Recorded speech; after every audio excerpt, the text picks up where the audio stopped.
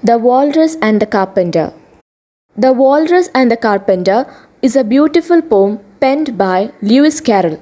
This poem first appeared on Lewis Carroll's book Through the Looking Glass, which was published in the year 1871.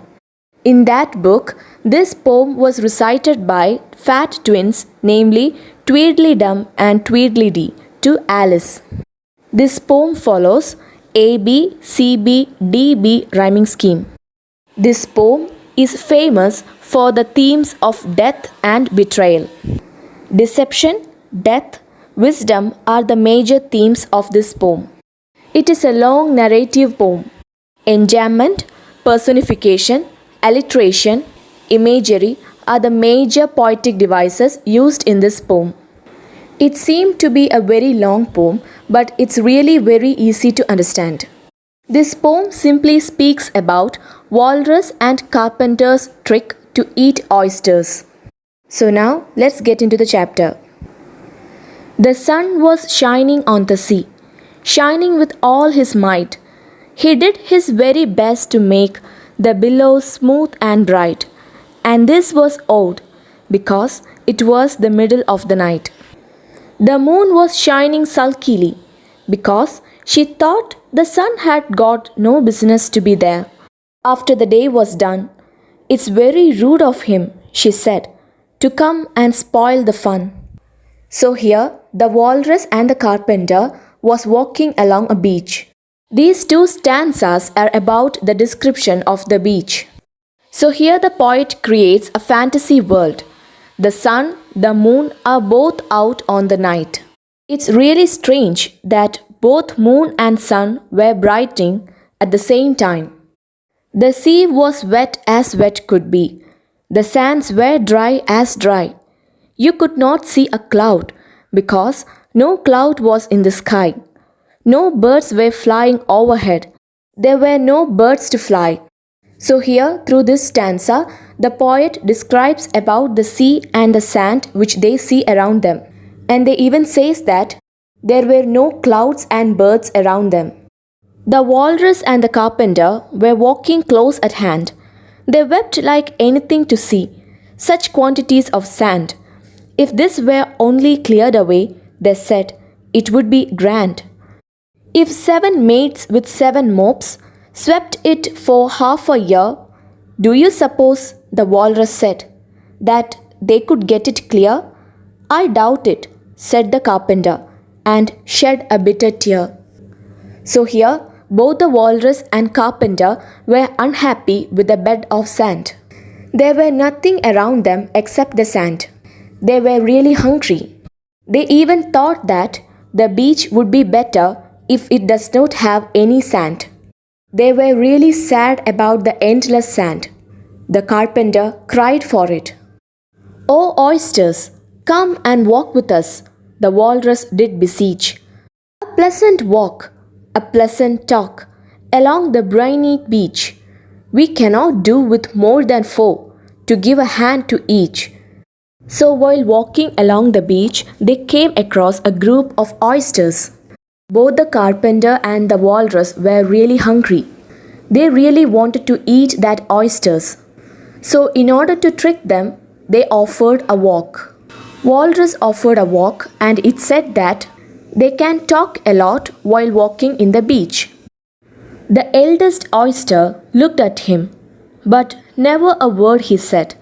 The eldest oyster winked his eye and shook his heavy head, meaning to say he did not choose to leave the oyster bed. So when the walrus offered a walk, the eldest oyster did not utter a word. It kept silent. Through his winking of eyes, it shows that it is not ready to come from his home. That is, it is not willing to have a walk with the walrus and the carpenter. But 4 young oysters hurried up, all eager for the treat. Their coats were brushed, their faces were washed, their shoes were clean and neat. And this was odd because, they hadn't any feet. 4 other oysters followed them, and yet another 4. And thick and fast they came at last, and more and more and more, all hopping through the frothy waves and scrambling to the shore. So the eldest oyster kept quiet and it refused to join them. But the younger oysters were very eager. They really wanted to join the walrus and the carpenter. So at first, 4 oysters joined them. Later, another 4 joined them. Again, another 4 set of oysters joined them. At last, all the oysters except the eldest oyster joined the walrus and carpenter for a walk. They were really eager to have a walk and a treat with the walrus and the carpenter. The walrus and the carpenter walked on a mile or so, and then they rested on a rock, conveniently low, and all the little oysters stood and waited in a row. The time has come, the walrus said, to talk of many things, of shoes and ships and sealing wax, of cabbages and kings, and why the sea is boiling hot, and whether pigs have wings. So they walked on a mile. So after walking a long distance, they rested upon a rock. Then the walrus said that it is the time for us to talk. We can talk about shoes, about ships, about sealing wax, about cabbages, kings, about the boiling hot in sea, also about whether pigs have wings. Actually, it was their trick. Both the carpenter and walrus knew that the oysters were tired. They were very sure that the oysters could not run away or save themselves when the carpenter and walrus tried to eat them. So that's why they rested upon a rock. It's time for them to eat the oysters. But wait a bit, the oysters cried. Before we have our chat, for some of us are out of breath, and all of us are fat. No hurry, said the carpenter. They thanked him much for that. A loaf of bread, the walrus said, is what we chiefly need. Pepper and vinegar, besides, are very good indeed. Now, if you are ready, oysters dear, we can begin to feed. So they were about to eat the oysters. As I said earlier, the oysters were really tired after a long walk. The oysters said that before having a chat, they want to take a breath. They says that as they were really fat, they were really tired after a long walk. Then the walrus mentioned about some of the food items which they need for the feast. The walrus mentioned about a loaf of bread, pepper and vinegar. But not on us, the oysters cried, turning a little blue. After such kindness, that would be a dismissal thing to do. The night is fine, the walrus said. Do you admire the view? It was so kind of you to come, and you are very nice. The carpenter said nothing, but cut us another slice. I wish you were not quite so deaf. I have had to ask you twice. So here the oysters slowly came to understand that they had been in a trap. This walk and this feat was a trap. Both the walrus and the carpenter's trick was revealed in this particular stanza. So as they were really tired, they were unable to run. So they started to eat them. It seems a shame, the walrus said, to play them such a trick, after we have brought them out so far and made them trot so quick. The carpenter said nothing, but the butter spread too thick. I weep for you, the walrus said. I deeply sympathize. With sobs and tears, he sorted out those of the larger size, holding his pocket handkerchief before his streaming eyes. So after attacking the oysters, the walrus acted as it had guilt. It acted as it's really guilty for attacking those oysters. The walrus cried over it. He took his handkerchief and cleared his tears. But the carpenter seemed to have no guilt. He was busy in eating. "Oh, oysters," said the carpenter, "you have had a pleasant run. Shall we be trotting home again?" But answer came there none, and this was scarcely odd. because they had eaten everyone. So here the carpenter acts like he was talking to the oysters.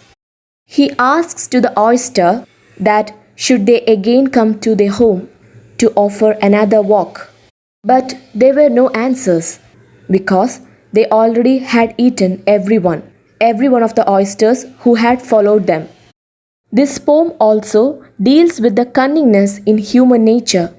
So, as I said earlier, it's a very simple poem. Both the walrus and the carpenter want to eat the oysters. So, in order to trick them, they offered a walk. So, the poor oysters, without knowing the intention of the walrus and the carpenter, joined them, except the eldest one. Thus, the younger oysters fell into their trap. So, now let's discuss a very short summary of this poem. This particular poem is about two friends, the walrus and the carpenter. Both the walrus and the carpenter walked along a beach at night. It was really strange that both the sun and moon were brightening at same time. They were really unhappy with a bed of sand. They were really hungry. They even thought that it would be really better if the beach had no sand. Soon they came to meet a group of oysters. They even invited them for a walk. But the eldest oyster has not accepted their offer. It remained in its home. But the younger oysters agrees to join them. Both the walrus and the carpenter intends to deceive them that they are going to have a pleasant chat. After a long walk, the oysters asks them to wait because they were really tired. Just then they realized that they are going to be eaten. Walrus even tried to show sympathy to them, but the carpenter wants to eat them, so he was busy in eating. They mercilessly ate them all. Here, the wise decision made by the eldest oyster is the most remarkable one. It refused to have a walk with them and thus saved its life. So that's all about the poem. I hope this video would be helpful for you. Thank you.